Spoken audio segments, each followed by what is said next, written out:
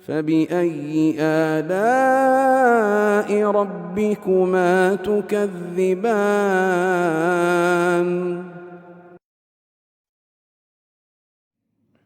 Sekarang begini, kita gambarkan ya.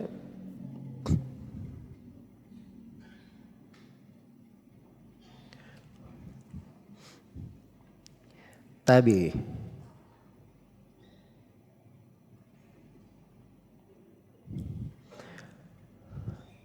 Tabi seorang yang mengambil ilmu dari mana? Dari sahabat. Tabi ini ada dua kemungkinan riwayat. Sekarang dia mursal ya, tabi ini. Langsung tabi berkata, qala Nabi sallallahu alaihi wasallam.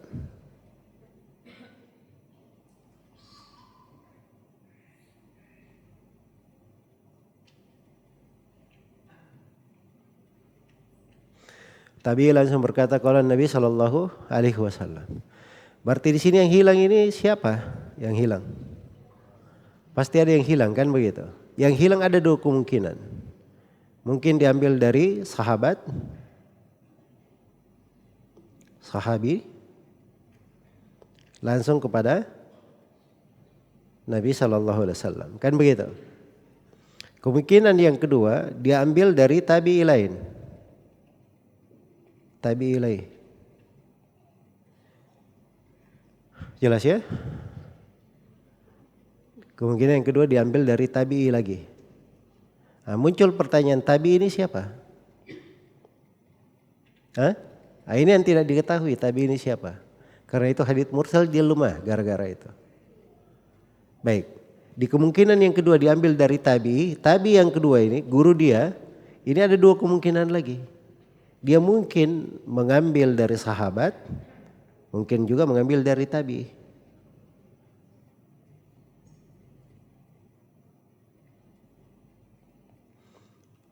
Jelas ya? Nah, sudah dua. Baik, kalau dia mengeriwayatkan dari tabi'i lagi, tabi'i ini lagi mungkin mengambil dari sahabat, mungkin mengambil dari mana? Tabi'i lagi.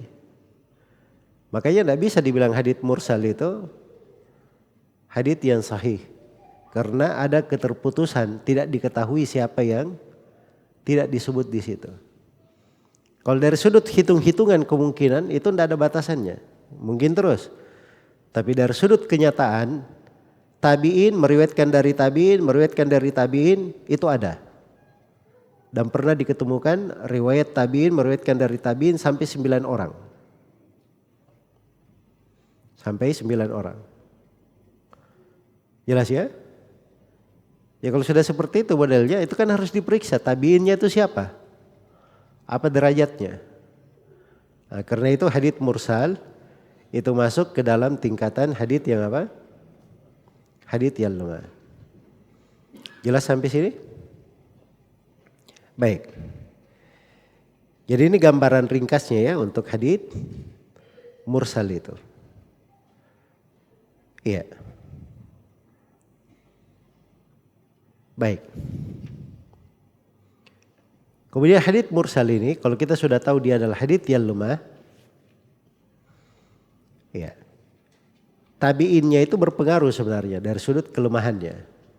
Tabi'in itu ada tabi'in masih muda, ada tabi'in pertengahan, ada tabi'in tua, senior.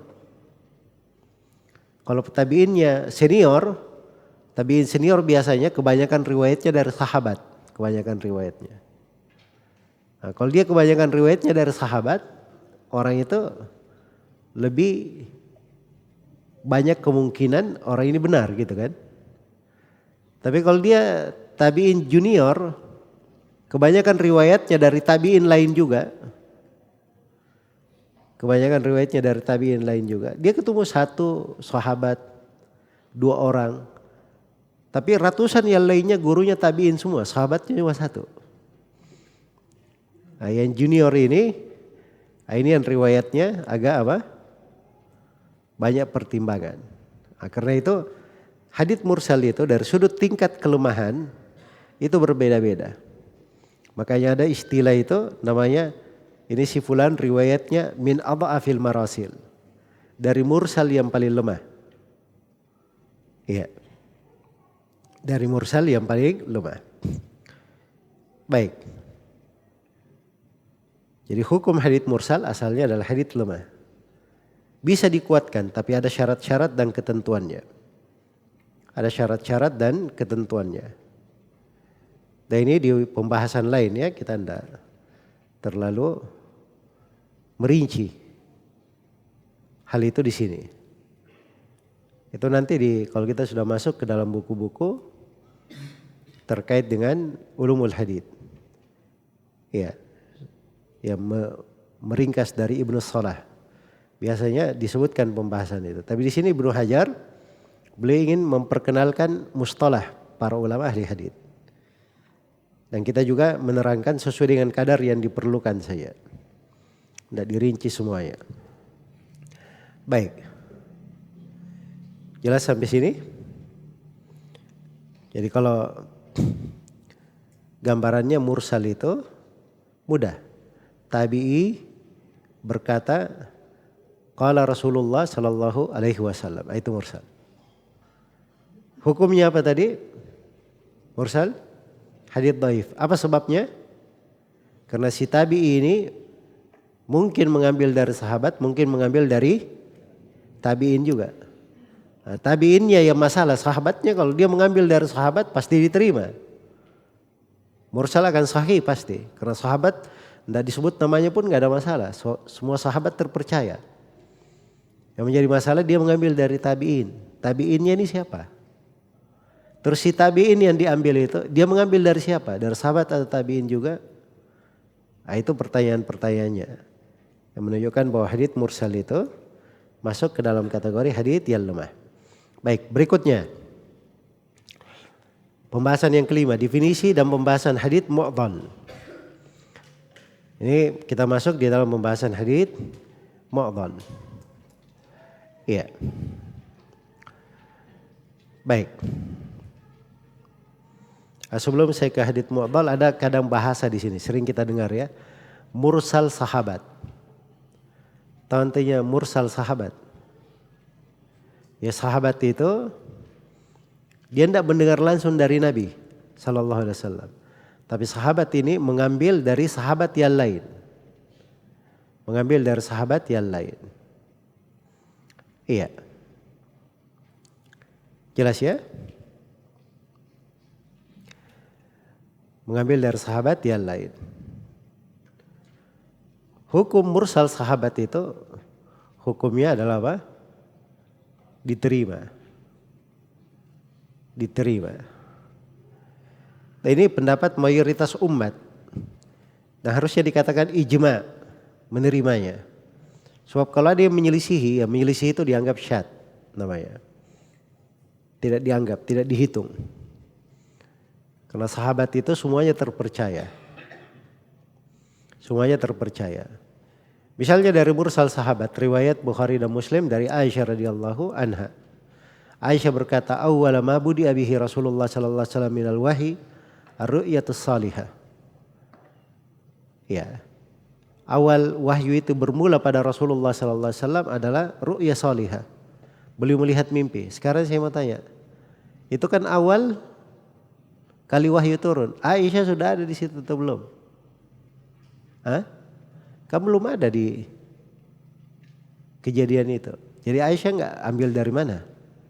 Radhiyallahu anha. Berarti beliau juga menerima hal tersebut dari Nabi sallallahu alaihi wasallam atau dari ayahnya Abu Bakar yang menceritakan kepadanya. Tapi bersamaan dengan itu diterima oleh Al-Bukhari dan Muslim. Baik, dari sahabat yang paling banyak meriwayatkan hadits siapa? Ibnu Abbas radhiyallahu taala anhuma. Sedangkan sebagian ulama mengatakan bahwa hadits yang didengar langsung oleh Ibnu Abbas dari Nabi itu jumlahnya cuma 20-an, sekitar 21 atau 22. Yang lainnya beliau ambil dari perantara sahabat yang lain. Tapi bersamaan dengan itu tidak pernah ada yang mencela riwayat Abdullah bin Abbas radhiyallahu anhuma. Jelas ya, itu mursal sahabat namanya. Iya, karena itu kata Al-Iraqi, ammal ladzi arsalahu sahabi fa hukmuhul waslu ala sawabi. Ya, apa mursalnya dari sahabat itu hukumnya mausul. Ya, di atas pendapat yang benar. Baik, itu mursal sahabat ya. Sebab ini kadang masuk di orang-orang Syiah belakangan ini. Naudzubillah, kadang dia menolak hadits-hadits alasannya ini mursal sahabat. Dan itu dari kedunguannya orang Syiah ya. Dipikirnya sahabat itu sama dengan yang lainnya kalau melakukan irsal. Iya. Baik. Kemudian setelah itu penulis rahimahullahu taala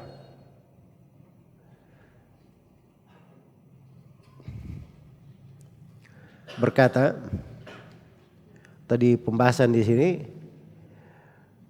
definisi dan pembahasan hadits mu'dhal. Kata beliau, watsalitsu in kana bi itsnaini fasa'idan ma'at tawali fa huwa al-mu'dhal. Iya. Jadi dari bentuk keterputusan, dari bentuk saqat dalam isnad, kalau yang jati itu dua atau lebih. Dua atau lebih itu berapa lebihnya? 2, 3, 4 dan seterusnya, itu lebih namanya. Jelas ya? Tapi disyaratkan ma'at tawali. Putusnya itu langsung berurutan, bersamaan. Jelas ya, ma'at tawali. Iya. Baik. Lihat misalnya ya, ada rawi. Ada rawi alif turun kepada rawi ba, turun kepada rawi jim, turun kepada rawi dal, turun kepada rawi ha. Jelas ya? Nah, sekarang kalau di sini penulisnya ya, musannif di sini. Sekarang kalau jatuh misalnya jatuh apa? Adam ba, dua ini jatuh. Ini disebut apa? Disebut mu'dhal. Nama lainnya disebut mu'dhal, disebut juga apa? Mu'allaq, karena dia di awal. Mu'allaq. Jelas ya, mu'dhal dan mu'allaq. Tapi kalau jatuh di sini di akhir dua, ini namanya apa? Namanya mu'dhal saja. Bukan apa? Mu'allaq. Baik, kalau dia jatuh ba dan dal, dua jatuh. Ini namanya apa? Hah? Namanya munqati'. Dikatakan mu'dhal? Nggak bisa, karena ini ada perantara. Laisa alat tawali. Jelas ya, tidak berurut jatuhnya. Baik, jadi begitu. Yang dimaksud dengan apa? Hadits mu'dhal. Baik. Mu'dhal itu secara bahasa itu dari kata li'dhal. Sesuatu yang sangat rumit sekali. Rumit, tertutup. Iya. Itu mu'dhal. Jadi kalau dikatakan hada amrun adil atau hada amrun mu'dhal, ini maksudnya perkara rumit sekali. Sangat rumit. Jelas ya? Baik. Masuk di dalam mu'dhal ini sebagian pembahasan di Muwatta Imam Malik. Jadi Imam Malik itu beliau banyak riwayat, beliau berkata balagani anna fulanan yaqulu kadza. Balagani. Iya. Jelas ya? Jadi sekarang begini.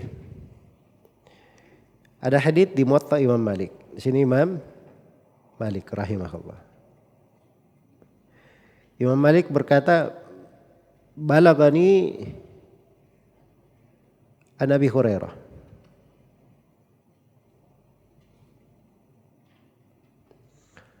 radhiyallahu anhu. Iya. Ternyata diketemukan hadits ini dari Abu Hurairah. Itu Imam Malik meriwayatkannya dari jalur Muhammad ibn Ajlan dari ayahnya Ajlan dari Abu Hurairah. Jelas ya? Berarti berapa orang yang gugur di sini?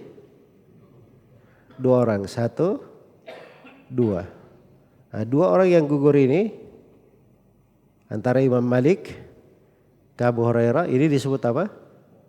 Mu'dhal. Jelas ya? Nah, ini kalau di istilah Muwatta Imam Malik disebut balag. Ada namanya Imam Malik balagat. Namanya balagat.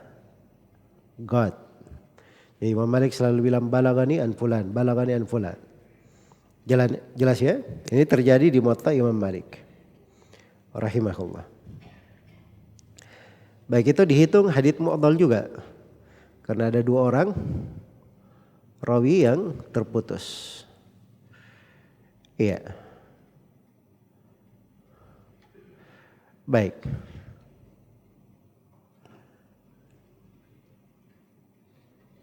Yang jelas begitu ya ketentuan umum dari mu'dhal ini. Dan mu'dhal ini hukumnya dia masuk ke dalam hadits apa? Hadits dhaif. Dan mu'dhal ini lebih dhaif daripada hadits mursal. Lebih dhaif daripada hadits apa? Mursal. Iya. Dan mu'dhal ini juga dianggap lebih buruk daripada hadits mu'allaq dan hadits munqati'. Karena itu kalau ada hadits mu'dhal, sanadnya mu'dhal, itu tidak bisa dijadikan sebagai syahid di pembahasan takwiyah. Tidak bisa dijadikan sebagai pendukung. Kan kemarin antum dengar ya, hadits yang dhaif, kalau ketemu hadits dhaif, kalau kelemahannya sedikit tidak terlalu banyak, maka bisa apa? Saling menguatkan. Tapi kalau ada mu'dhal satu, mu'dhal ini tidak bisa menguatkan. Tidak bisa dipakai untuk menguatkan dan dikuatkan. Jelas ya?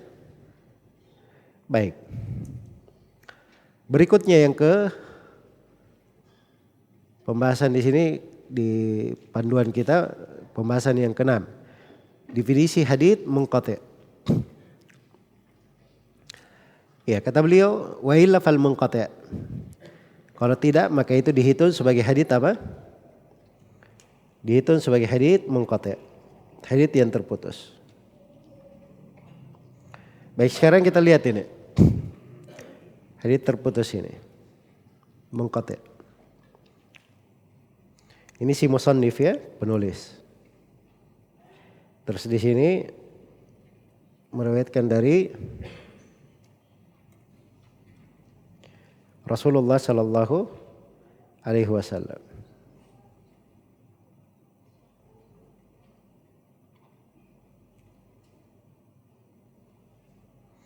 Baik.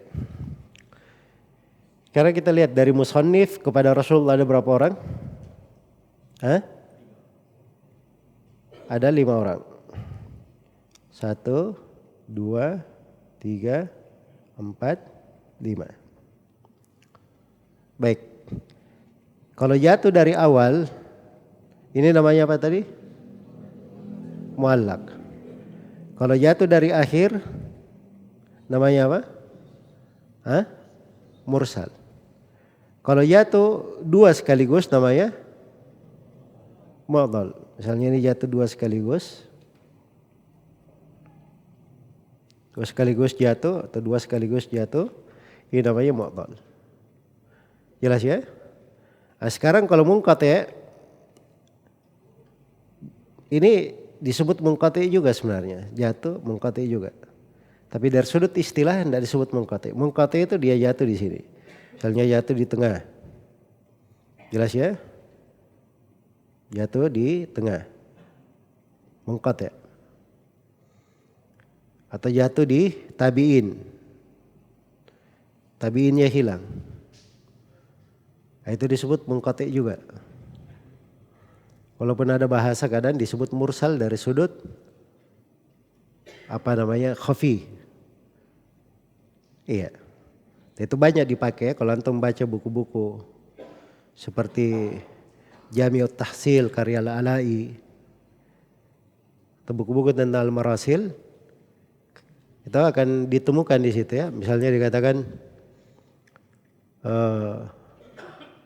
riwayat misalnya Abdurrahman bin Sinak meriwayatkan dari Abu Umamah munqati, terputus. Itu mursal. Mursal di situ maksudnya munqati sebab Abdurrahman tidak mendengar dari Abu Umamah. Jelas ya? Atau misalnya riwayat Qatadah dari Abu Hurairah. Itu dibilang mursal. Sekarang Qatadah dari Abu Hurairah. Harusnya dihitung munqati atau mursal? Hah? Qatadah dari Abu Hurairah. Abu Hurairah apa? Sahabat kan? Meriwayatkan darinya siapa? Qatadah. Qatadah tabi'i. Sekarang dikatakan oleh Imam Qatadah meriwayatkan dari Abu Hurairah mursal. Mursal di sini artinya apa? Mursal istilah ini atau mursal bermakna munqati? Hah? Nah, ini mursal bermakna munqati di sini. Artinya Qatadah ini tidak mendengar dari siapa? Abu Hurairah. Sebab kalau dia mursal bermakna ini tabi'in menyandarkan kepada Nabi langsung. Tidak ada sahabat juga. Kalau mursal ini ada sahabatnya. Berarti sini mursal bermakna apa? Munqati. Jadi maksudnya penggunaan munqati itu memang asalnya bermakna terputus. Semuanya bisa dibilang munqati. Tapi ada mana-mana munqati kadang dibahasakan dengan bahasa yang lain. Ya maksudnya itu tidak terlalu penting kadang bahasa ya. Mau disebut munqati, mu'dhal dan seterusnya. Yang penting itu ada keterputusan. Namanya apa? Nah, itulah istilah-istilah sekarang yang antum pelajari. Dan istilah-istilah ini tidak mesti paten seperti yang disebut oleh Ibnu Hajar. Mungkin saja imam yang lain menggunakan dengan makna yang lain. Iya. Jelas ya? Karena itu sibuk mengkritik masalah istilah harusnya begini dan begitu. Itu tidak terlalu penting. Tidak terlalu penting. Yang dilihat itu bagaimana penggunaan para imam ahli hadits. Itu ada atau tidak? Jelas ya? Baik. Selesai pembahasan tentang definisi hadits munqati'.